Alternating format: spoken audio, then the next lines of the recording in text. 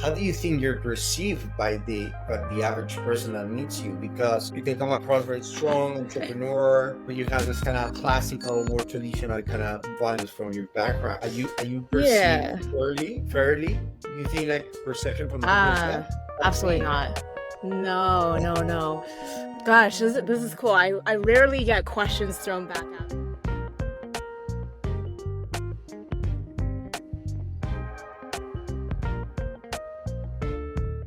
Hi, fam. Welcome back to another episode of the Visionaries Podcast. Today, we're discussing one of my favorite topics of living inside the matrix with Adrian Fernandez de Mendoza. Adrian comes from a long, successful corporate career working as a director and other leadership roles at prestigious companies like Banco Azteca, Google, GE, and General Motors. He is an investor and managing director at Zero BS, which is a group of angel investors dedicated to nurturing exceptional startups in Mexico and Latin America. Adrian is also the co-founder and CEO of Fully, and today we're going to talk about how he got fired from the last 2 corporate jobs he had within 3 months before he decided to pursue entrepreneurship, and how enduring hardship and having bravery leads you to living a fulfilling life that you truly desire.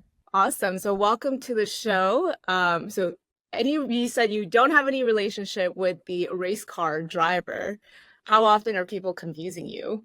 Very often it's getting less and less because it's more like a more into the boomer type of references, right? So now the younger generations doesn't know who Adrian Fernandez is. And it was funny, I think a couple months ago I was in this meeting in here in Mexico, and then I met this guy, they had a big badge, and his name was Sergio Perez, which is now the recent like kind of phenomenon in the Formula One. So it was fun. We took a picture of myself with the Adrian Fernandez badge, and then he with the Sergio Perez badge, right? So yeah, it's good because people remember my name. Awesome. So you're not Adrian Fernandez, the driver, but co-founder and CEO of Fully, which is a startup based in Mexico City for online sales. Could you share a little bit more about what you're working on and how you got there? Sure.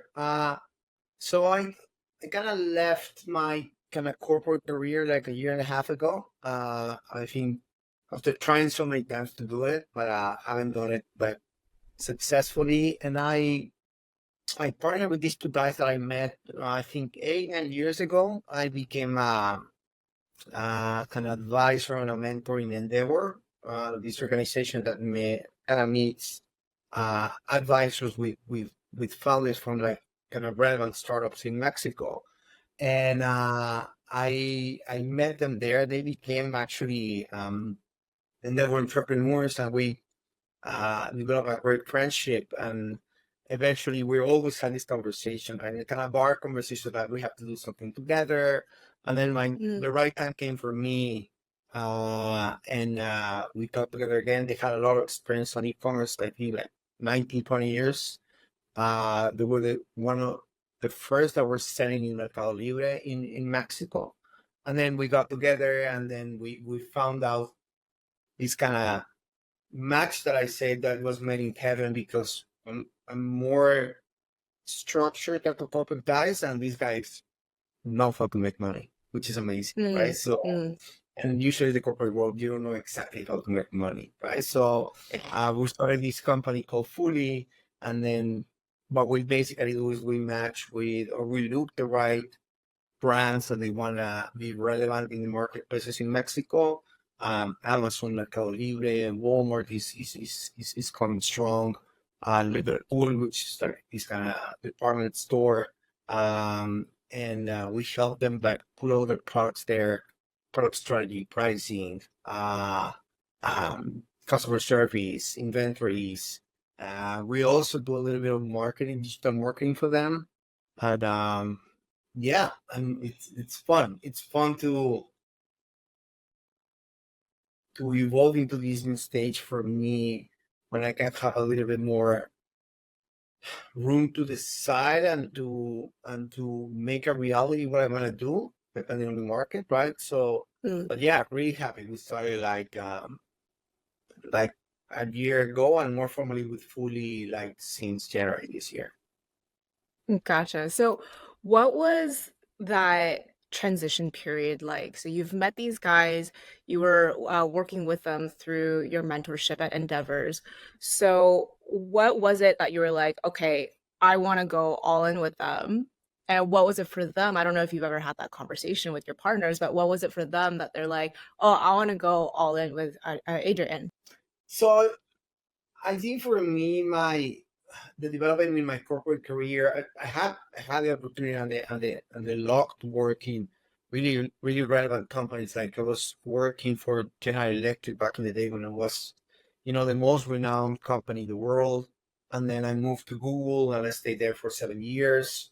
Uh, then I kind of left big tech and became the CEO for this fintech company that was launching in Mexico, this European company, which is in Mexico called Credit. I was the CEO for 5 years, and I love that. But then, 2020 hit and everything changed, and I had this kind of big opportunity in a local bank in Mexico, and they put you this offer on the table that the money says more about you than you would like it to be. Because that means I value this much to someone that doesn't know me for sure. And then, you have all these voices and then you take it. And then it was an amazing experience because I think since 20 years ago, I haven't been fired from a job. And now was fired from that job in a really big way, right? So I was hired to be the co-CEO for the payment systems. It was supposed to be it's a big organization of 3,000 people, and I got there, and I think at the moment that I left my corporate career, I wasn't in my top or in the zenith. I was like kind of going down because getting fired at that level, just 18 months in the job, that's something's wrong. And it's very easy to say something's wrong with the company, with the bank. But it was something wrong with me, right? And in the way, usually everybody likes to talk about their strengths, but I stopped liking and enjoying making someone else's plan. And this doesn't work in the corporate world. You have to Yeah. be aligned, you have to be a good part of the team, you have to be following instructions and visions, and there's nothing wrong about it. But I was just fighting all the time. I was disagreeing, not with everything, just for the sake of disagreeing. But I came into that point when my experiences or the vision that I had more influence in these kind of 60,000, 70,000 people back, which is insane. You cannot be, because even for me, which I was in a really good level, there was like 3 or 4 levels above me, all the way to the owner of the bank. So I was having a horrible time, and I was not making it easier for the organization. They wanted to have like a good plugin that can follow instructions, maybe suggest or collaborate a little bit with some like 10% of everything that you do every day. But the big thing is you have to follow instructions. You have to follow the instructions for someone else. And then I got fired. And it was like, it was horrible because I got fired like 20 years from that stage before, because I was an arrogant guy and I was working in a plant. I can tell you the story later, but it's always hard to get fired, because it's Of not course. about losing your money, losing your earning. It's like they don't want to, and it can Yeah, become very personal, right? But of course. say that I kind of blame a little bit on the back and say it's not my fault, it's their culture. And then I say, what am I going to do? And then something happens, and then I get contacted by this headhunter, and they were looking for a role for something very, very similar to what I did in Credit, to be the country manager for this Central American company that they want to get into Mexico and launch this kind of fintech credit products. And I say, this is a great opportunity. It was the bank that wasn't the right culture for me. This is the right position for me because I know how to be employee number one, blah, blah, blah. Jeannie, I'm not lying. Long story short, I lasted 81 days in the job and they fired me again. I got fired Wow. twice in a 3-month span of time, which was incredible, like bad luck for me, or bad luck to someone that says you cannot get fired twice in 3 months. Something's wrong. And Yeah. That's a the big case hit I, to your personal ego too.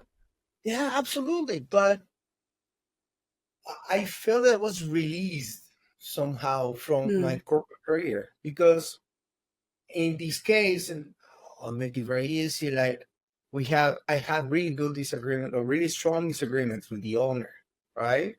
He was my boss, and I held my ground very strongly and say, this is not, Mexico's not Central America multiplied by 100. This is a different country, different cultures, different regulations. And my role is to tell you what's going to work in Mexico. Either you like it or not. You can put your foot on the ground and say, no, we're not going to do this. But my responsibility for the future or the conception of this company is that I'm going to be straightforward with you. I'm going to tell you what's the right thing to do. Because I walked this path. Oh, and it was horrible. We fought and I didn't care. And I talked to a friend. I said, what are you doing? He's the owner. I say, I don't care if he's the owner. I have to be honest to what's the reality because I'm gonna be lying to myself and I'm gonna be in this house of cards that's gonna collapse eventually. I have to be strong. I have to work on my manners. I was always respectful, but I never shy away from a good discussion, right? So, and then I lasted 81 days, Ginny. It was incredible. 81 days. And I say, like, maybe this is over. Maybe this time. And it was early December. And then I say, I had some plans with my kids. And then we spent like a really good holidays and say, because day one after you get fired, it's like, I'm going to live under a tree, die from starvation. And it's not. And then, I know you had some experience in corporate career and then you became a founder. Like day one is really rough, but you have to trust on what you know. You have to trust on your skills. Then I don't want it to sound like too kind of pinky, but it works out. Eventually, it works out. If you're resilient enough, if you're strong enough, if you're smart enough, you have a good, positive, optimistic view of the future, things work out. And it worked out for the best. Yeah. That seems to be a common thread between all the guests that I've had on this podcast. When I ask them about some of the challenges that they've had in building their startups or whatever endeavors they were pursuing, it's the common thread. You have a vision for where you want to go. We work towards it every day, and somehow, even on the 11th hour, when it feels like everything's going to fall apart, it somehow works out. So I think it's a similar story to you, where you're having all of these turbulations, you're getting fired left and right, but you had to go through that to get to where you're at today, which I have a feeling that this is exactly where you want to be. And it's always a temptation. I don't know if you live through it the same ways. You have your corporate career, you have your salary that comes every fortnight or whatever the time is. And I say, I'm gonna do something on the side. It's always a temptation. Like, I can build this in 30% of my time. Maybe I'm not smart enough, but it didn't work out for me. Until you get fully fired. Because again, you get a conflict of meetings on your gig on your side, and then the one that pays your payroll. Yeah. The one who pays is the one that makes the calls, right? Of course. It doesn't work. It doesn't work. You have to either leave your corporate career or get fired, so you can have like this kind of full heart and full mind to grow and develop something that you don't know how it's gonna end up. But it's always a fallacy that everybody talks. Because I had this conversation a couple of days ago with with a guy. I'm gonna switch it with a guy. With a guy that has a big CEO in the energy industry in Mexico. And he must be making a lot of money. He must be making like really good money. And then I was telling my stories and then talking to him, I say like, you're holding yourself from this kind of lifeline that is really thick because you have your salary, your bonus, your car, your secretary, everything, your benefits, and then this really strong lifeline. But now I'm holding on it to 10 to maybe 11 because we're going to close our 11th customer. These are like kind of thinner lifelines, but I'm holding 11. If something happens with one, I still have 10. Yeah. I have the capability to grow these 3 or 4 or thicken one of them.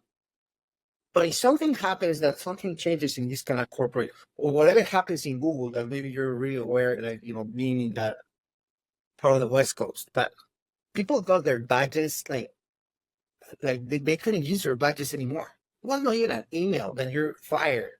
And they just let go like 10,000 people, either in Google, either in Mecca. It was insane. So even the thicker is your lifeline, you have one. And if something changes that is not relying on you, you're out. You're in zero. You just land on the layoff. There's no lifeline to hold on. So in some cases, usually we see that corporate people, they're more safe. And they think entrepreneurs are less safe or more risky. But I think now seeing it from outside the matrix, it's the other way around. Absolutely. Absolutely. And I'm so glad you brought up the word matrix because that's something that's been going around and I absolutely believe in that. I've been an entrepreneur almost all my life and it's about perspective, right? Because like you can say, oh, it's safe to work corporate, it's safe to have a job, like that's like the most stable way to make a living. But you could also flip it the other way around, like how you're seeing it now, being on the entrepreneurship seat, where you are in full control. So how you see what's more stable is kind of up to the person. But I'm with you. I think being an entrepreneur, yes, you go through this up and down crazy roller coaster, but you have control over how much or how little money and success you can have. Yeah, I'm becoming a little bit of cynic now that I'm talking with some of my friends that are still in the corporate world, and I just like maybe the reference to the movie is like you have to be unplugged to see it. There's nothing that I can tell them. Like the way I'm explaining it to you that you completely resonate with it. Like there's no way I can explain to these guys. Yeah. And they're gonna understand because they're inside the middle. You Yeah. have to follow the white rabbit and you have to go down the hole. Either you like it or not, right?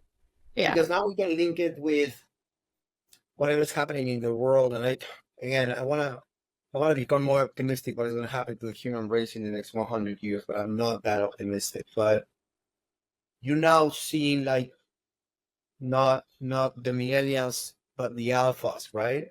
They have like 100 years life expectancy. And back in the day, the boomers or the X's, like they want to hit 60 and retire or 55 and retire, whatever is in the US. It's not going to work out anymore. So when I'm talking to these guys that they're leaving, and I told my friend, he just got like a really nice VP job on supply chain. Then I said, like, squeeze the hell out of your corporate career. Maximize every penny that you can get. But you have to be ready that this is going to end. Because the guy that is behind you, that is 10 years younger than you, he can make 85% of the job that you do. And then when you stay in that company for long, you became like a labor liability. You became too expensive. They want you to go and find another job and they don't want to pay you severance. But it's going to end.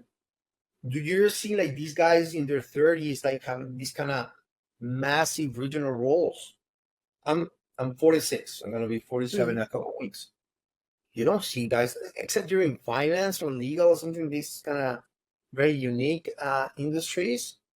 This is gonna end. And what are you gonna do that day? Better you have the tools to talk, to tell stories, to sell, to hire, to fire, to find a freaking office, for God's sake, right? Yeah. Yeah. The, let me tell you one story. I just remember when I joined these Mauricio and Salo, they're my porters, a few months back. There was a startup that closed in Mexico City, and they let go this kind of, I think it was 40, 50 people. And there were some of the profiles of the people that we could hire in that company. So I worked my LinkedIn magic, and then I contact the country manager, a really nice lady, and I say, they usually kind of share this list for the people, the profiles, the LinkedIn profiles, so you can try to find them a job. And then I contacted her and said, like, do you have a minute? I would like to talk to you. Then I called her and said, like, very nice, like, yeah, we're gonna be closing at the end of the month. These are the profiles, these are the ones that I recommend you the most, blah blah. And my partner was sitting in front of me, and then I hung up the phone, and he looked at me and say, "Did you ask her about the chairs and the computers?" I said, "What the hell are you talking about? Which chairs and which computers?" Yeah, the chairs and the computers. I don't know idea what you're talking about. I say, if they were a closed shop, it's gonna be nice chairs and nice Yeah. computers that we can buy them out. We can find the old ones that we have, we can throw them away, and we can have a new batch of chairs and computers. And I was just stunned for a couple hours. I say, how incredible simple is this line of thought? But me still being my brain connected to the matrix, I could possibly imagine that I need to ask them about the chairs and computers, right? And then you see 80 or 90% of the workforce in the world is connected to these kind of corporate careers, and say like, I'm so happy that I'm not unplugged yet, but I'm getting unplugged. And it gives you a Yeah. different perspective on everything. Yeah, absolutely. And there's also countries too, like Korea and a lot of countries in the Middle East where when you hit a certain age, they don't even give you a warning. They just say, thank you for working here for the last 20 years. Today's your last day. Like, no warning. And that was actually one of the reasons why my family ended up in North America was, my dad, he was working at Samsung at the time. There was a lot of different things that was wrong with the corporate culture there. Like, one is you have to drink a lot as part of the corporate culture. Like, Mm. you go out, you socialize with your coworkers, and you're drinking every night. Very, very East Asian corporate culture. And then the second thing was that, like, without warning, they can just fire you into retirement if you hit like your mid 50s, 60s for sure, you're out. So there's no job security. There's no security at all in actually working corporate, which is the irony of thinking that it is stable. And that's the whole concept of the matrix, right?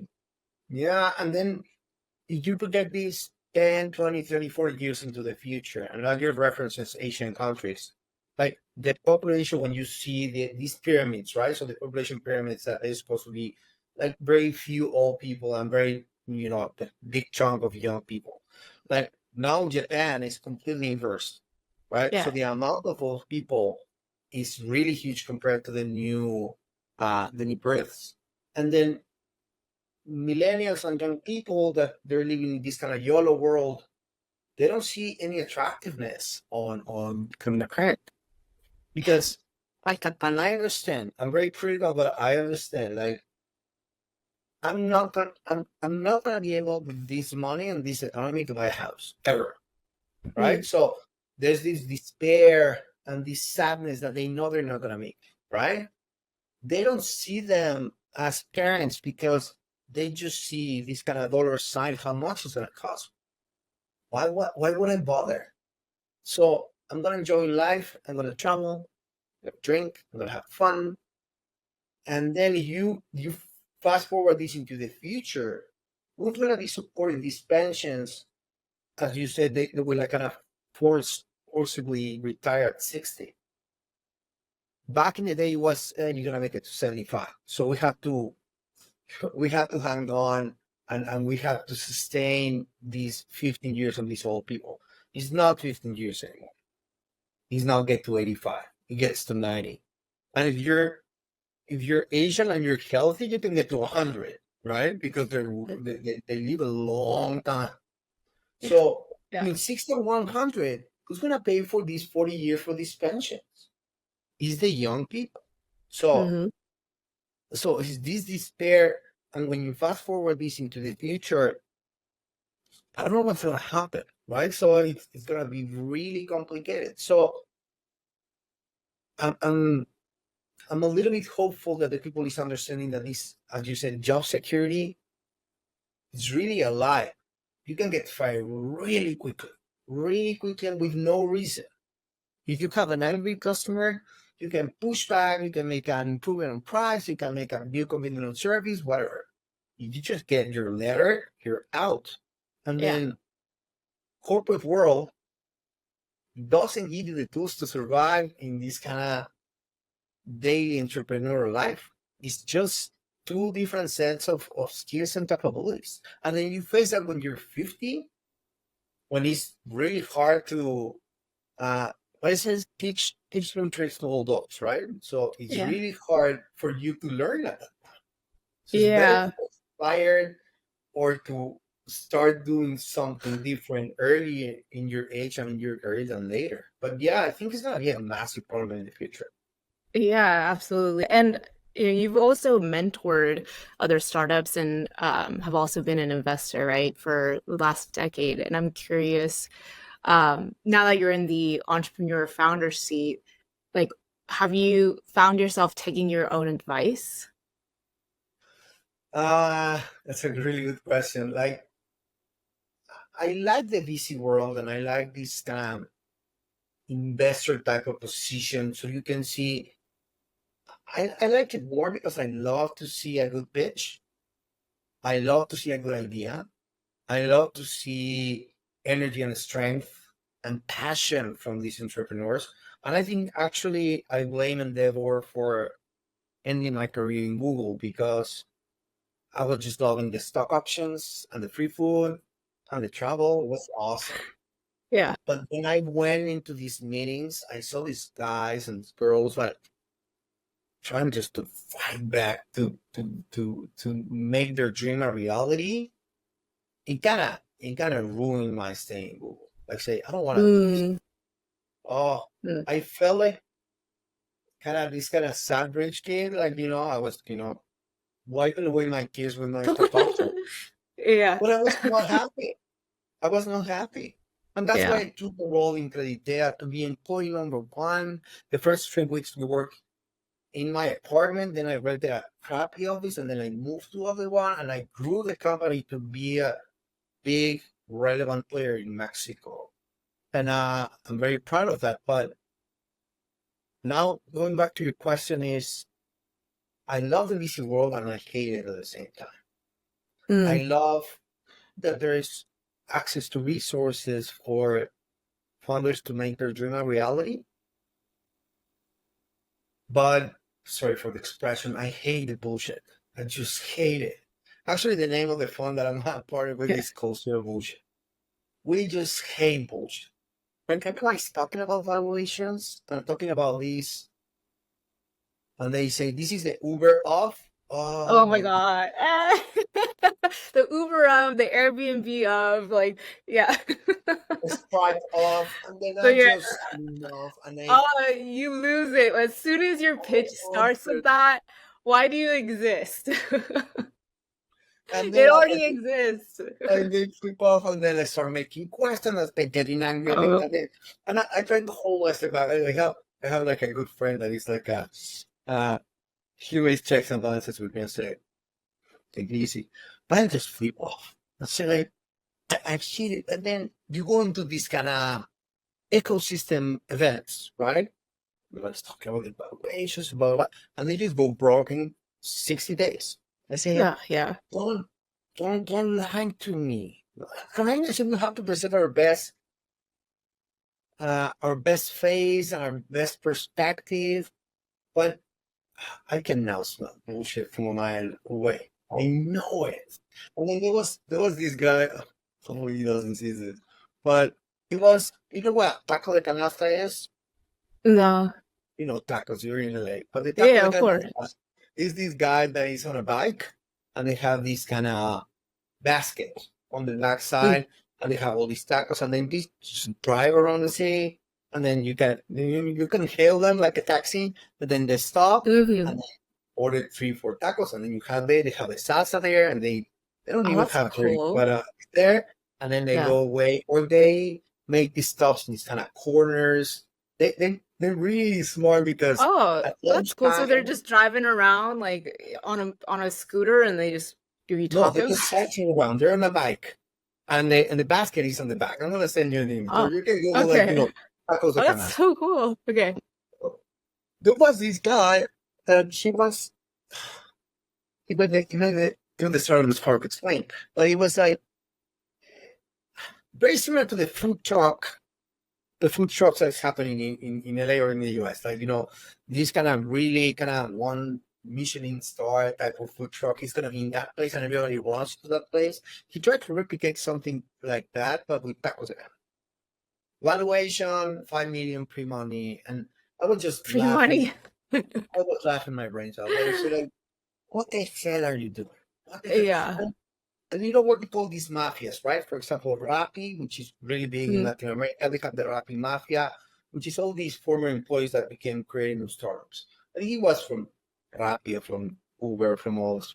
And I say, this guy is living in a different brain, in a different world. He's gonna run into this brick wall, and he's gonna die because he's living in a world where everybody claps, like say like, Yeah. it's really smart and you're really ambitious person, and 5 million pre-money, and Yeah. revenue was like 1,000 pesos, and Oh and my the cost God. was like completely red. It's like, Yeah. this is going back to what I tried to follow. Is like, I gotta out bullshit myself when Mm. I'm getting to stretch and saying, no. I I had a couple of experiences in the last 30 days of firing customers, or telling them, what I offered you at the beginning, I'm not gonna I'm not gonna comply. I don't have the capabilities to do it. Or you make a commitment with me to make available information, inventory, because it's a marriage, and you know it comes, right? If I have to Mm. be working really close hand from what's the one and say like, you're not complying with what you said, I'm gonna terminate your services at the end. And this is like making all these reality checks all the time. Like, are we bullshitting ourselves, having like more customers that we can handle, or are we accepting this customer even though we know he or Mm. she is Mhm. not gonna comply? So I think the bullshitting thing is fine. It's something that I like to follow that advice. Yeah. That's I hope you didn't completely crush that guy's dream of being an entrepreneur. Well, he's gonna crush it himself, right? So He's he's gonna gonna he's gonna be, even he raises around from friends and family that they're just insane. Oh Yeah, my and gosh, it's yeah. interesting because they just pivot in 30 days into Yeah. one I've more thing. had Don't AI. Oh my god, that's another one that drives me. But yeah, I don't want to appear insensitive on a boomer here, but I yeah. I I believe in value creation. I believe in the Mm. humility to talk to a customer to see how you're gonna try to fix their problems. I believe in self-confidence and say I can do it better than the other ones, right? But not Yeah. living Yeah. living on a dream is dangerous. Absolutely, absolutely. Like one of the leads that we got through Wander, on the startup side of customers, one of the leads that we got was this guy who I think he was like in his late 30s, and his whole pitch, his whole idea was to create an Uber for Christian drivers and Christian passengers. That was it. It wasn't even like an Uber of something. It was just Uber, but specifically for religious drivers and customers. And I don't know how, but like he ended up borrowing money from his parents. I think they took out a mortgage just to help fund his project. And like in the end, like we told him we cannot, like we don't care how much money this is gonna make us. It's so unethical for us to take your money because we don't believe in this project. It's Oh, just crazy. oh, no, it's insane. And again, I don't know if you had this situation, but I have a couple of good, close friends that we live in this room for tough love. I can call them Yeah. all the possible hurtful names and things and everything. And these are the people that I love the most. When I can be that I don't do it publicly, but I can be rough. I can call them any names because there's no filter. And Jenny, you walk every day, and we live in this world where everything has to be politically correct. Oh my God, yeah. And it gives me, and it gives me, I became psychotic. Like it's like driving a car without like the rear view mirrors. Like Yeah. someone is gonna hit you, and you're not gonna know. And this tough love, this completely candid, harsh. There's been these cases when you say something and you kind of hear their heart breaking, but they have to hear it from someone that is very close. And I think we're lacking more and more. Not even I'm not even in the business world, in the personal world, but we cannot be as harsh and as straightforward. Like giving them the reality of these people, like what is going on. It's really hard to see someone that is running into a brick wall, and you just making all the signs that don't do it, don't do it, don't do it, don't do it. I don't have all the answers, right? But I Mm. can, I can, I can, I can be a little bit more objective and not yourself and tell you you're making these kind of basic mistakes, right? And that's something that is getting lost into this kind of busy world. Like, we have to respect Absolutely. everybody's feeling and everybody's thoughts. And then this Christian Uber fit. Yeah. If at the right moment he has had a good friend that tell him, dude, this is unethical and it's stupid. Yeah. Pick up now. It would be way better to do it early. But as you said, you can be perceived as you're the dream crusher. You're the party pooper. And this might be, no, this is stupid. No, you're not going to do it. It's not Yeah. going to work. It's about finding that balance. I think for me, growing up in two very different cultures, where in Asia, like specifically Korean culture, they're so critical. Like, talk about dream crushers. They're like the epitome of you go to college, you graduate, get a job, get married, have kids. Like that's the life that you're meant to live. And anything outside of that, it's like, what is wrong with you? Whereas in the US, the American culture is very much like, oh, you got fourth place, amazing, you did such a great job, go celebrate, here's a trophy for your fourth, fifth place. Like it's such a polarizing experience where I growing up very critically, and at the same time where there's so much encouragement to a fault. Even it's like, where is that right balance between the reality check and empowerment? And I think the US specifically, especially what's going on now, is we're living in a very, very, very like delusional world, in my opinion. People are delusional. Yeah. But I think the word is perfect. Again, I don't want to be walking into eggshells here, but Please I read, don't let it all out. That's what this podcast is for. I read this note that sounds kind of Midwest type of state. Like there was these two kids in elementary school that they identified themselves with a ferret, with ferrets, right, with the animals. And the parents demanded that they have these kind of sandboxes, so when they go to the bathroom, they can go the way ferrets do, which is, I think, pretty similar to cats. Oh my God. And all the community was riding around like,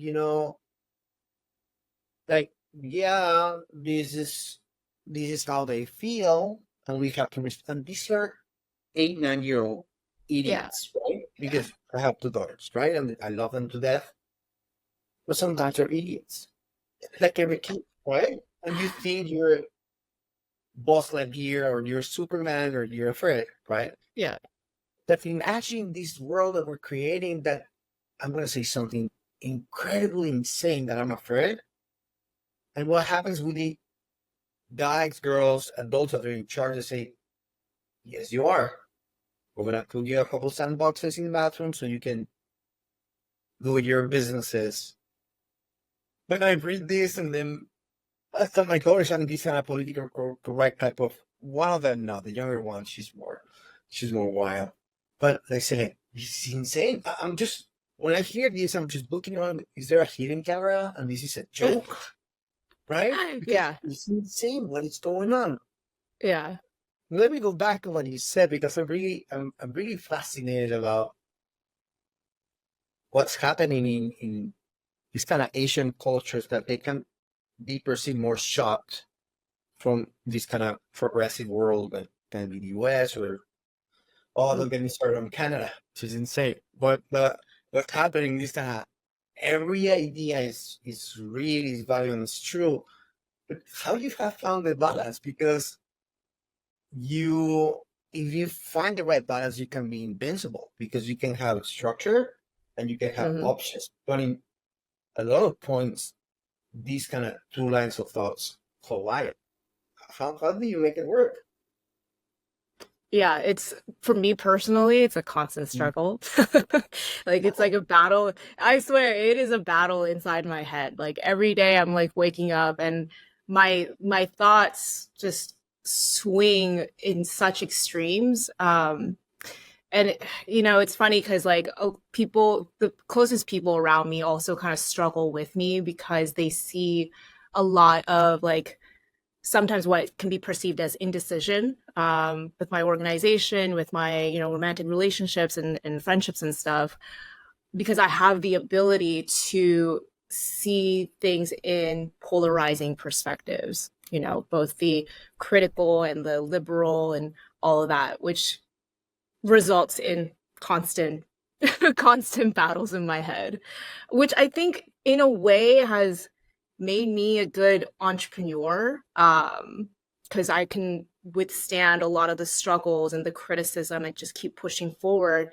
And I also have the creative mind that's like, okay, I can do anything, and just these two kind of constantly collide in a singular direction. It's magic. But when they're not going in the same direction, it's chaos.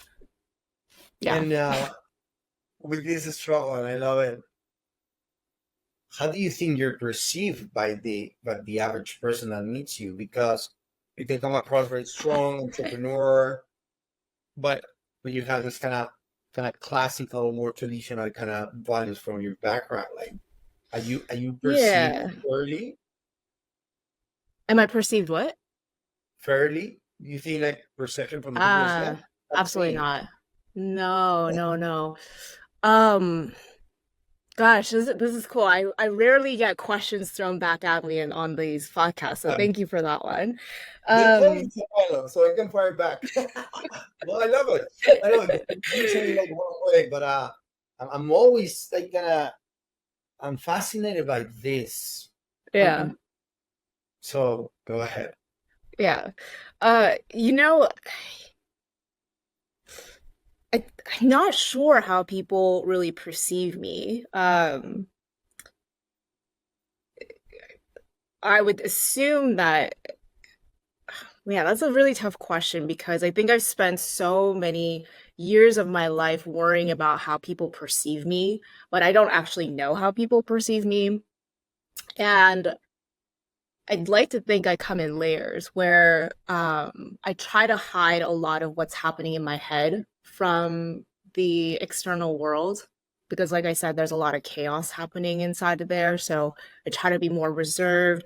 I try to collect more information before I speak out loud, which kind of goes back to a bigger issue of self-discovery, like who is Ginny and how do I actually want to show up to the world without collecting information and then sharing only what's needed, if that makes any sense. So it's an internal struggle, and I don't know how to answer your question, but I would say that most people would probably say that I'm very reserved. This open like My closest friends though would tell me I'm crazy because they've seen it all. But I would say most people would say that I'm reserved and they don't really know much about me. which is when you start adding up complexities into so many different layers that we have in our lives, right? You know, the personal one, the professional one, the internal one, right? The family one. And we ourselves are a conflict or a challenge every day. And sometimes we meet someone in terms of kind of friendship, romantic, or even business wise. And then we say, like, they don't get me. Who don't even get you? But I'm not talking about you. You don't even get Well, me. Yeah. how people is gonna get you? It's impossible. Yeah. It's impossible. Yeah. And I think that's why you grow older. Like, and I kind of cherish these kind of safe places when I can be myself and speak my mind. Even though someone say like you're crazy, but you can beat about things. You can be completely open, but I'm always concerned that this individuality that you have as a person is getting flattened out by the people we're supposed to be. You have to be politically correct. You have to do this, and let me complicate it even more. More eggshells down the road. If you're a woman, what you're supposed to do, how you're supposed to behave. Like if you want to live your life in a different way, what rules are you breaking from your family, from your traditions, from the expectations? And now, and I had this dream when I was working at Google. I had this dream to move into the US and to live in the US. Now I love to go in a couple of weeks for Disney and New York, and I love Texas. This is getting a bit Texas. more. I love Texas. I love Texas. Okay. There's something about blood and guns that I kind of like. Okay. I've been all the time to the West Coast, but have you? I think you have. Have you went to San Francisco lately? Not lately. I've stopped going after the pandemic. I used to go there once a month, but I stopped going after what's been happening there. And I just remember San Francisco from, let me make 7, 8, like, kind of 9 years when I was starting to go because I worked at Evo. It was just a magical city. It was beautiful. It's not like that anymore. It was awesome. And then I went, and then you have the bridges, and I like to run. So I went running next to the river, the ocean, the body of water. It was so magical. And then all the clash and the mixture of the cultures and the food. And I went with my daughters a year and a half ago. I live in Mexico City, which is a big, dangerous city. I was feeling more unsafe there than I was in Mexico. So what happened? We started, and I think, going back to what we were talking before, we stopped saying the truth to ourselves. Yeah. We stopped accepting everything just because it came from your mouth. And no, it's wrong. And now you see this glory that used to, at least the American dream, right? That everybody wants to go. I love to go shopping. Yeah. We love junk food. But are we going to have, I like to come back to Mexico City. And this is sad because this place where you were supposed to be yourself, where you were supposed to find no judgment, It's the opposite. It's the opposite. Yeah. And Ginny, I'm not concerned about what's happening, what we see in the news. The part that scares me the most is the private conversations. Yeah. Oh my God. This is when you see the division. This is when you see the hate. I heard this phrase that I loved it. Who said it? I don't remember. I think it was Zlatan Ibrahimovic. He's a soccer player. He's saying, I prefer when people tell me they hate me because that's genuine. I know they really hate me. But when people say that they love me, I'm not sure if that's true. Yeah. Well, Yeah. it can be frozen because we don't want to fight, we don't want to engage, and this is kind of the loss of what's human from us of our humanity. Let's sit down, let's discuss, let's be uncomfortable. It's fine to be uncomfortable. And now, it's like no pain, no discussion. You feel your threat. We'll get you some. Yeah. And everything feels like it's all in extremes, right? It's like you can't say things out loud because now if you say something wrong and you slip up, you get canceled and you go viral for that. But then there's also the extreme of people who want the attention and they're going to the extremes of like doing the sandbox peeing or whatever it is. It's just crazy to me. And actually, funny you mentioned that people are leaving California. Two of my best friends, my two best friends, they lived in the same building as me.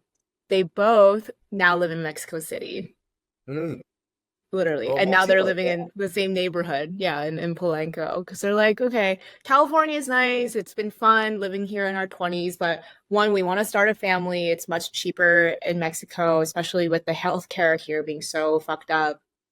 Two, I mean, when you're able to work remotely, like, why not like go somewhere that has like everything? So they're in Mexico. They love it. They feel so much safer than living here in LA, which I don't blame them. Like I go outside and it's just like it's a mess out here. It's definitely a mess.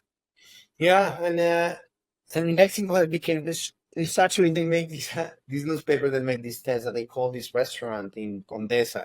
When you gotta come, you gotta see something. You're gonna love this. You gotta hear Spanish. It's like when you go to Texas, you cannot hear English anymore. You hear Spanish. No, it's backwards. Yeah, you go to a Walmart in Texas, you don't hear any English at all.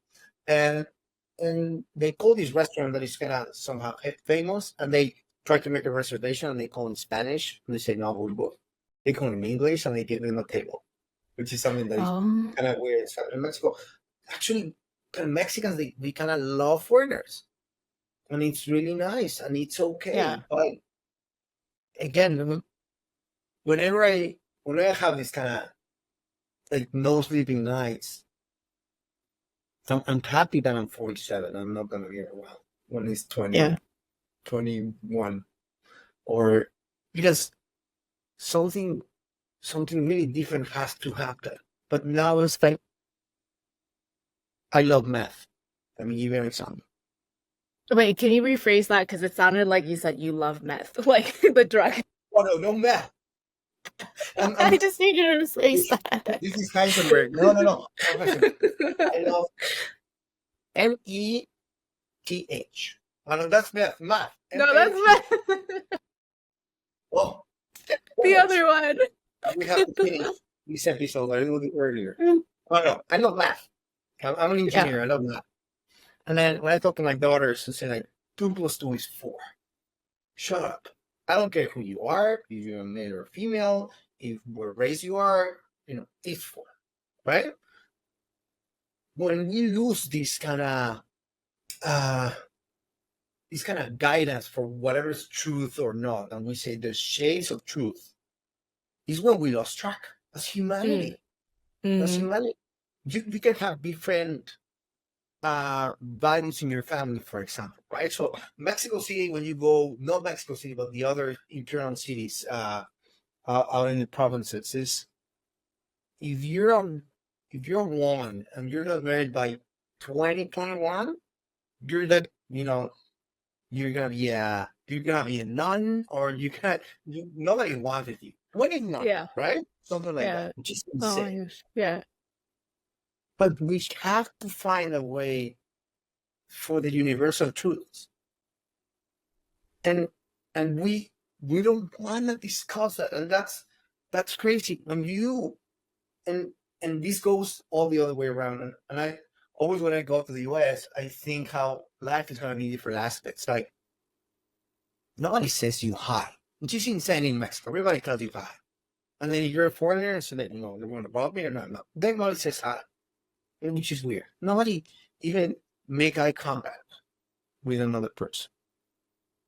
I'm just thinking about the different dimensions of life in terms of business, in terms of dating, in terms of raising a kid.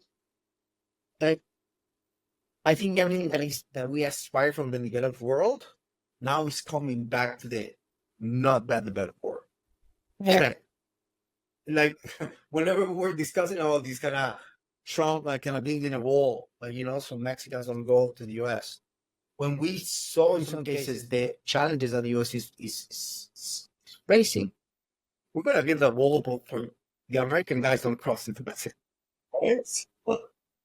And I just laughed out like that. Maybe we're going to ask for visas for you guys. Yeah. Was not expecting that one. Right? But again, people is very.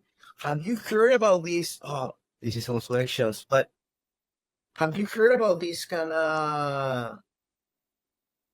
It's not kind of sex trafficking in any way. It's American guys traveling to Asia to find passport bros. Yeah, passport bros. It's insane. It's insane. Yeah, but you just. It makes sense. Let's stop for a second. I'm so happy that I'm not 20 anymore. Because when you see all the superficial world into knowing, I understand apps and I understand the simplicity. I understand it's hard to go to a bar every day because you're gonna kill your liver that going out there Saturday, right? But just the superficial approach of everything. And no, yes, no. The level of commitment, the level of just walking towards this beautiful lady that you see somewhere and then say hi and introduce yourself. We don't want to have any pain. And I see this kind of first world dream, American dream, imploding or collapsing. And what's going on? You see the West Coast is one country. You see the East Coast is another country. The Midwest is something just in the middle, right? But you don't see the strength, the cohesion, like it's kind of falling apart. And it falls apart, what's going to happen? It's going to be really bad and fun. And I think you hit the nail on the head when you said that people are always trying to avoid pain. And that's been like the common thread of our conversation, and the common thread of what we're seeing out in the world is people are always trying to avoid pain. And therefore, they're going down this route that in the short run, sure, it feels great because you're avoiding pain. But in the long run, you're actually causing more issues for your life, your own security, and also for the greater good of society as well. And it's crazy.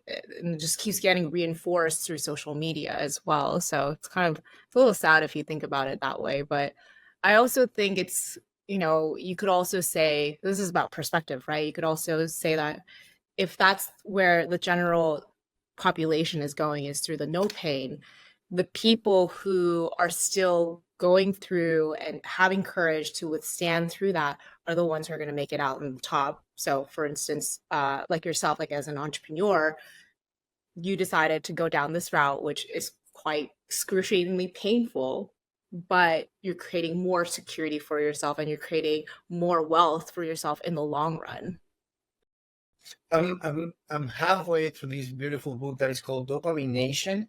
Have you read it? No. Oh, it's so good. And there's this part, if you have the opportunity to read it, it's 220 pages. It's really good. They talk about this balance on life. I like the conversation around pain. They say that a life without pain is a life not worth living. And yeah, makes sense. I just go crazy when someone takes the elevator down one floor. Instead, oh no. lazy piece of shit and walk, right? Yeah. And then going back to the book a little bit, they talk about this kind of kids game that is on these kind of playgrounds that is a swing. We call them subibaja. That you sit here and the other Oh. guy sit here. How do you call them? Yeah. Swing? A seesaw. A seesaw. Yeah, that's the word. They say the seesaw of life is anything related to pleasure is on this side, and anything related to pain is on this side. And you have to balance out that relationship all your life. Just imagine this crazy girls' night out. You go hard, you a lot of drinks, and then randomly kiss a guy, but right? The following day, when you start leaning the seesaw of pleasure, all these small ramblings from pain is starting to creep up on this side of the seesaw. Mm. And when the rush and the this sequence of pleasuring things ends up, these guys are gonna push the seesaw on the other side. And then you're gonna be regretting, or you're gonna be hungover, or you're gonna miss brunch with the family. The pain is gonna come after you, right? Oh yeah. And we see, and there's a lot of people that see that now life, because we have created the wealth and the situations and the capacity of the world to be, we came from scarce. Did you read Sapiens, the book? No, I haven't, but It's I know what it's amazing. about. It's a Yeah. tough book. You have to read it, and Yeah. then think again. The history about the Homo sapiens is 10,000 years. And we live in a world of scarcity. We run and we find some food, and then we spend the night, and then the next day we start moving. And the first part of slavery for the humankind is the creation and the farming of wheat. Because if you farm wheat, you're starting to get locked into a place. And the dieting from the Homo sapiens start to change, because at the end you find an apple, and then you find an animal, and then your diet was really varied and rich, and then you start eating one thing, and then you start eating on the concept of property, because this was my property, and then was the start of the decline of the Homo sapiens into whatever we are now. But the point is, with this kind of seesaw balance, is we think that the chain of pleasure things is never going to end. And it's not. The pain things is going to just creep out, right? Think about everything. Food, think about fun, think about sex, think about being lazy, everything that you have, all the comfortable things. We're starting to build this bulk of pleasure, and then the pain is gonna come, and it's gonna bite you back, and it's gonna be extremely painful. And then two main takeaways from that chapter, which I love, is we usually go and have the dessert and leave the veggies for later, right? That's the pleasure and pain. But why don't you go and make a deposit on the pain balance so you can have more pleasure later? That's one of the reasons that I started to run, because I didn't like it, and I started to find out something that I loved. Hopefully I'm going to make my 7th marathon this year. Oh, and it sucks. And it just not sucks for 3.5 hours. It sucks for 4 months. Because you have to wake up early. You have to run. And because I'm not in my 20s anymore, I have to strength train. I have to stretch like an old lady, right? And I have to eat well. And I have to hydrate. And I don't drink anymore at all. I don't have alcohol. Yeah. But I'm trying to make all these deposits on pain, so you can have this pleasure lady, like, spending the all Sunday doom scrolling. At the end, you wake up like 6 p.m. on a Sunday feeling miserable. Miserable. That's the pain out.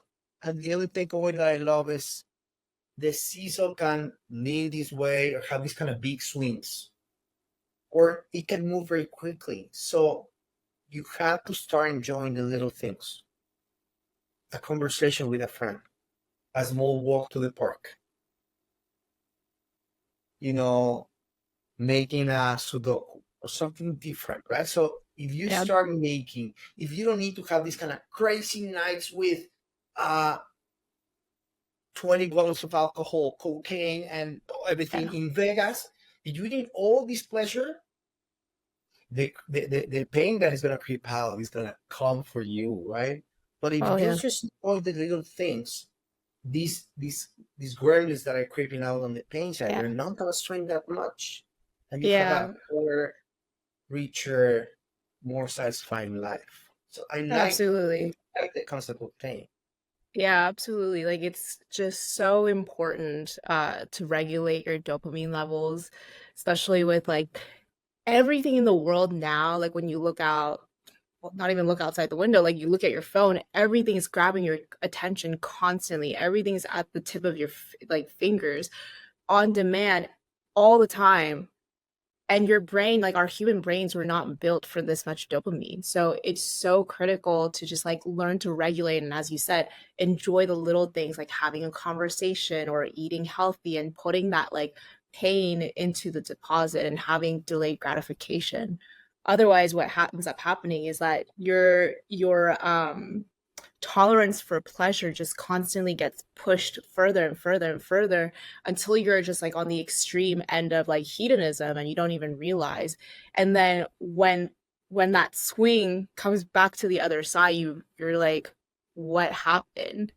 And I have, personally, I've gone through friends who are just, they were addicts and now, they're just constantly battling depression and suicide. It's like, it sucks because they've pushed that dopamine level to their limits, and now they're having to pay for it with their mental health, which really, really sucks.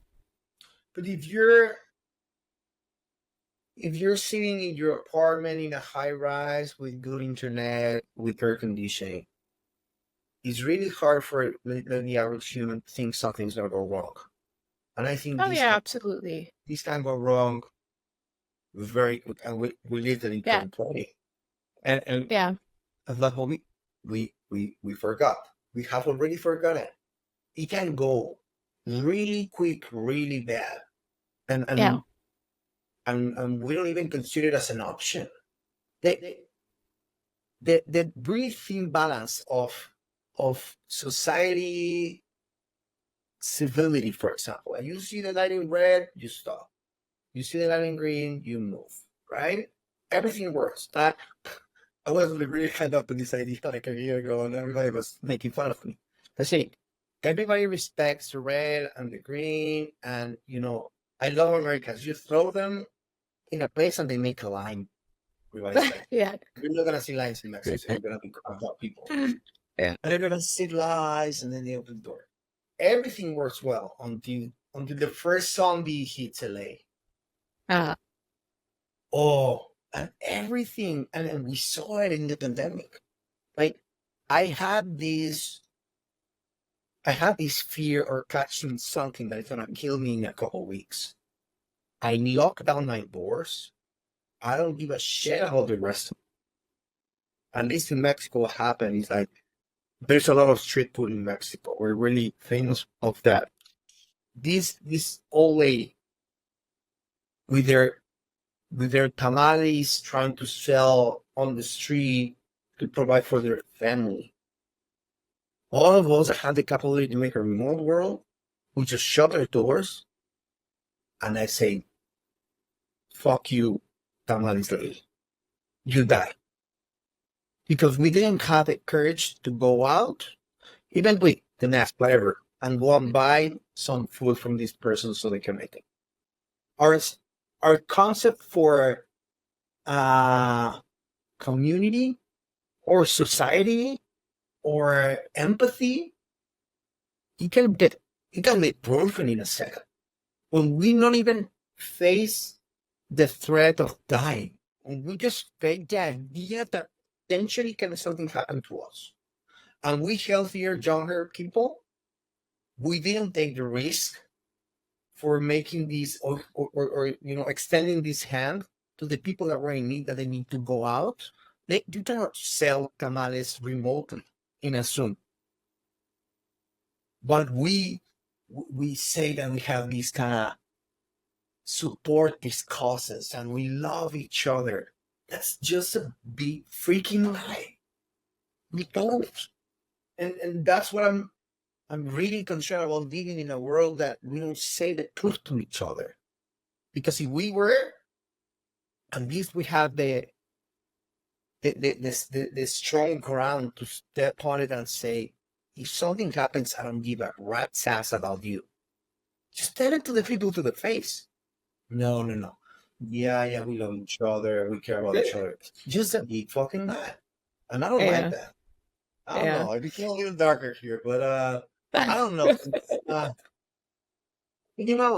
Just see the stats. 80,000 people didn't wake up this morning. So 80,000 people that die every day. And I have a saying with my partners that we're supposed to be meeting parade service here in Mexico, and then you go to this kind of raffle. You get pointers inverse, because if you get that, you can get white balls and black balls. So you don't pick a pin and then you get a ball. So the black ones, you don't need to go this kind of military service, and then you get the white one, you have to go. But we switch it a little bit. Like, every day we wake up, it's white ball for us. You're living. 80,000 people didn't wake up. And it's the old guy and unfortunately a baby. We're here, and we have to make it. We have to make it count, right? So we have to have the struggle. We have to live without fear. Either you like your corporate career, which is completely fine. I was in my corporate career for 24 years. Whether you try to make a living in the entrepreneurial world, you're here. You're breathing. You have a roof over your head, and you have food on the table. You're in the top 2% of the population, or the top 5% of the population. And not allowing that the agendas or the PC world or something that is dictating that we have to be everybody the same and thinking the same doesn't come to you. You have to be honest. You have to be straight. You have to care about the people you have close by. You have to give away a little bit of money for homeless guy or this old lady that is crossing the street. You have to be good, but you have to be brave, which in some cases comes with a lot of pain. Absolutely. I think that's just the theme of how to live a good life, is to have courage, go through pain, and and tell the truth too. I mean, telling the truth comes with having a bit of courage, right? And it comes with pain too, because it's not easy to see the face of the person facing the truth. And how do you live your pain in your every day? I run, and I have 2 teenage daughters, so that's my pain. How do you live pain in your life? I tell myself that you have to do the things that you don't want to get the things that you want in your life. Do the things that you don't want to get the things that you want. Because otherwise the opposite will be true, right? You do the things that you want, but then you end up living a life that's subpar. So every day is a constant reminder that, like, no matter what it is, and it can be something simple as like going to the gym. Of course, I don't want to go to the gym, but I want to have a healthy, beautiful body. So I have to go and go through the pain of doing that. And same with like whatever is monotonous, right? Just like logging on, doing the work, like it sucks. It's the same thing over and over again. But at the end of the day, I know that one day I'm going to reflect back and be like, wow, I'm finally living the life that I've always dreamed of. And I'm living part of that now. And none of this would have been true without all the pain that I've gone through. So, is it worth it? Yes. But at the same time, it's just, I think you just have to accept it. And I think that some of the most successful people I know, in whatever they're doing, they just it's full acceptance of what is, right? So if you're an entrepreneur, it's not an easy life. If you're a parent, it's not an easy life. But if you accept what is and just enjoy and be grateful that this is the life you chose, I think that's where you find peace and happiness. And then if you were to have a magic wand and you can change one thing in the world, what would you change? Oh man. It's a tough question because I'm thinking the two extremes is like, well, what's the most beneficial to me versus what's the most beneficial to society?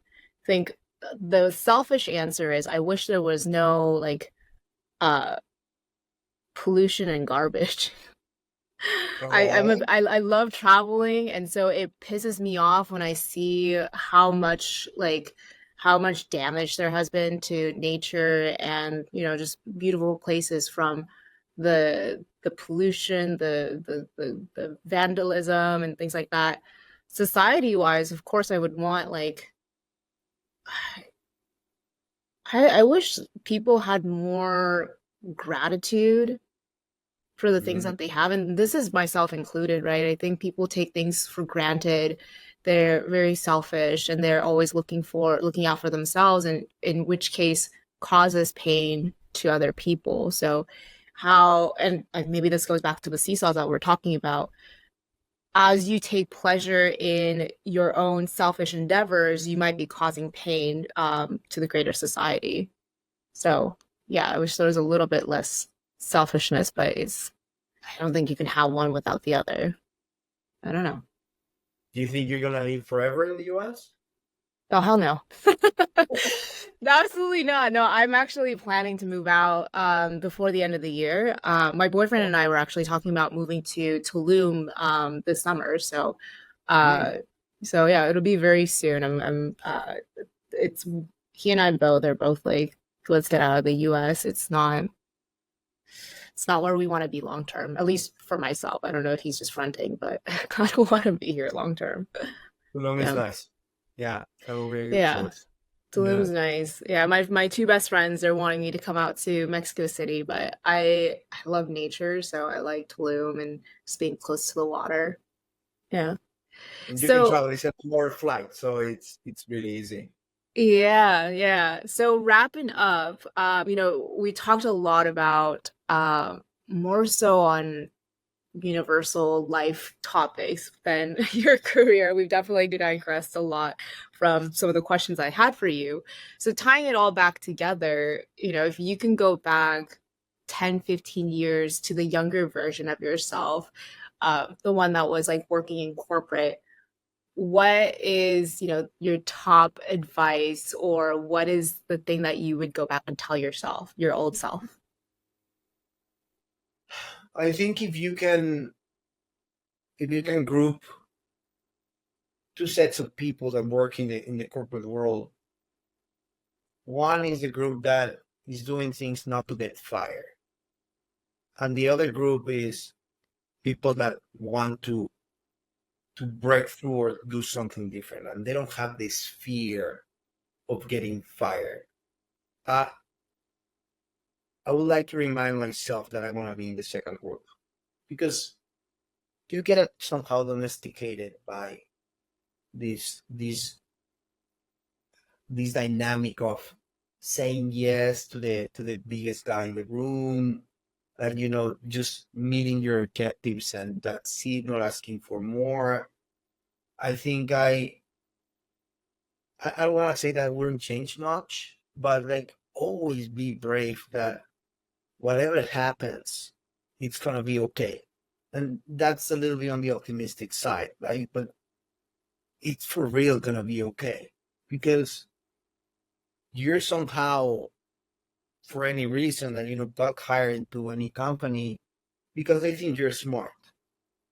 But everybody gets in there and say, I need to prove them that I'm smart, that I'm strong, that I'm good. But that's gonna come along because they make a decision to hire you. So if I were going back, I think I will sacrifice a little bit of my corporate career and move into the entrepreneurial world sooner. But everything happens for a reason. My thing is like you have to leave some specific part of your career there because it will teach you something for the future, right? So it's like just be brave, just have courage and trust yourself, trust your instinct, and understand what your role is, understand which strings you can pull, but always be brave. I think the brave ones are the ones that they're gonna end up first in Yeah. whatever measure of life you think is Yeah. the right one. It's like classic Darwinism, survival of the fittest, survival of the Abs- bravest. Yeah. Absolutely, absolutely. Awesome. Well, Adrian, if people listening to this podcast want to find you, where is the best place that they can contact you? So usually I'm extremely friendly on LinkedIn if they can find me there. And I would love to talk to anybody about any type of topics. And there's usually like startup looking for funding or people in the e-commerce world. So they can find me, Adrian Fernandez de Mendoza, in LinkedIn. And I'm always I'm not that into X and all this stuff, right? So, but that's a really good place to find me. Awesome. Well, thank you so much for being on our podcast. Really enjoyed our conversation about the Matrix, Bravery,